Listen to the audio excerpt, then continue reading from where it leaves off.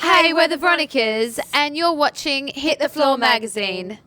So we work with both Sea Shepherd Conservation Society and Steve Irwin's Wildlife Warriors, which is connected to the Koala Crusaders and the Australia Zoo Hospital. With Sea Shepherd, we started getting involved with them. We watch Whale Wars a lot, which is the documentary. You can find it on YouTube, but it plays in America a lot, and we spend a lot of time over there. We were watching it, and I just thought that was so incredible. These people who donate all their time, their bravery, just their whole lives, dedicate their entire lives to conserving and protecting our marine and ocean life. And, you know, this is an organization that isn't funded by the government. They rely solely on donations from the public, mostly. And they're actually out there intercepting in these illegal activities. And I think that, you know, there was a statistic, I think that they saved around 5,000 whales last year from illegal poaching Japanese whaling ships, who were trying to poach whales under the guise of medical scientific research, which is a complete fucking farce. Yeah. So yeah, we went and we did a tour of the Steve Irwin ship on our tour when we were in Melbourne, and which we're releasing online, so they can go to our YouTube channel and check it out. We did a little video with them, and we're just honestly we're just huge fans and supporters of them. We feel we want to get the word out about them as much as we can. You know, when we were young, you know, we had so much energy and we had so much passion, and I feel like young people really want to be able to put that somewhere, and there's not many places that they can put it. That's why they end up putting it in artists, especially Western society.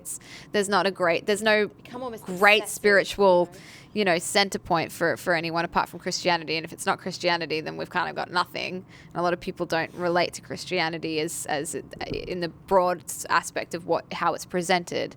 I have my own relationship with Jesus. That's a wonderful relationship, but it's not the Christian version of that, how that's portrayed.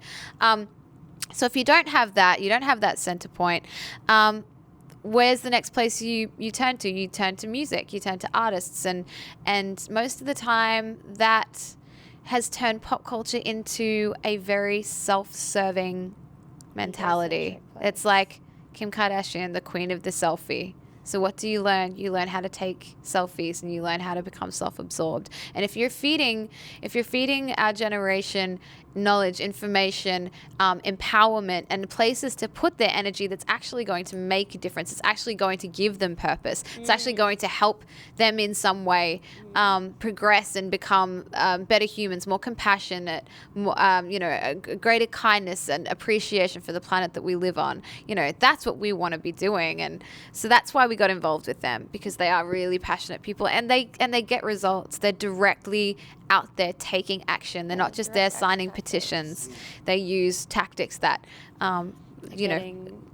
great results. Yeah. I mean, I say, how is it that when we're young, as children, you know, you're taught by authority figures, your parents or by school teachers, to respect your fellow, you know, to be about love, trust, trust is a big one, and being compassionate and sharing things. You share your food, share your toys, share all these things. And then as you become an adult, you realize that we're embedded in a government structure that supports none of these things, that supports none of them. It's like all of a sudden you step out into the real world and it's all a lie. It's just a fairy tale that we tell children. How can we go on living our lives and not speaking up to help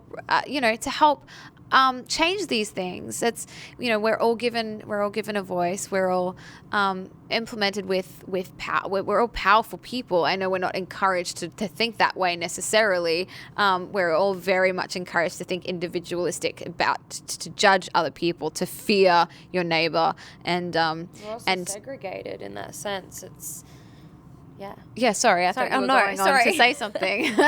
Well, I'm agreeing. Yeah, but we should appreciate our individualism, but within a collective consciousness, and understand that we are all connected to each other. We all experience the same things as being humans. We all go through that process of falling in love, of fearing death, and we should be showing compassion and understanding instead of judgment and fear. And we're not encouraged. We're not taught that in school. You're not taught how to cope with those things. And there needs to be a greater conversation level as far as that's concerned. There needs to be more encouragement of that from people in a position to influence, especially our younger generations. This is the world that we're borrowing from their future. We need to be conserving, preserving, and enlightening now.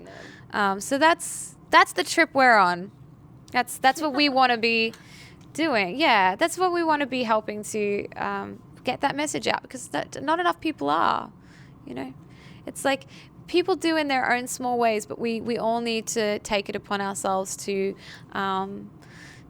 become more aware and use our voice. Realize we're the ones who hold the power.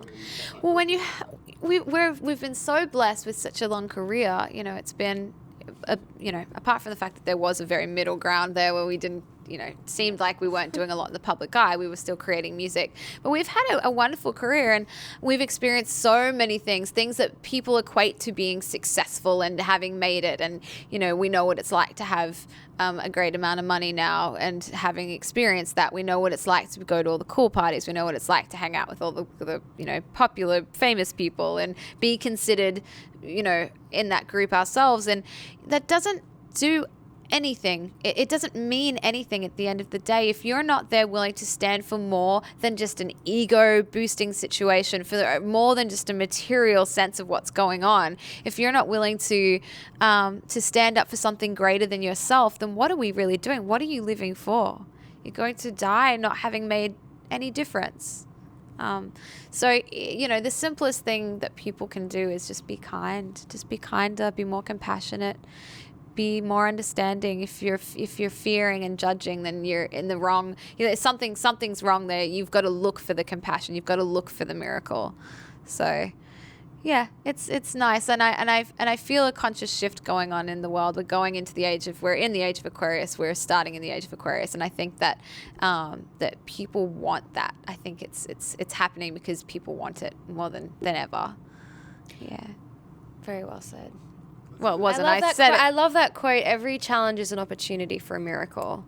And that's the thing, is we're not satisfied being comfortable. Who made that and quote? Passive. Is that Marianne Williamson? It may have been. Or A Course in Miracles? It sounds like A Course in Miracles. It may have been A Course of Miracles. I don't know. It's just something that I remembered in my head just now because of what you were saying. But, and that's why, we're not comfortable being comfortable anymore. We constantly need to challenge. And through challenges is the opportunity for miracles to happen and inspiring people and growth. Yeah.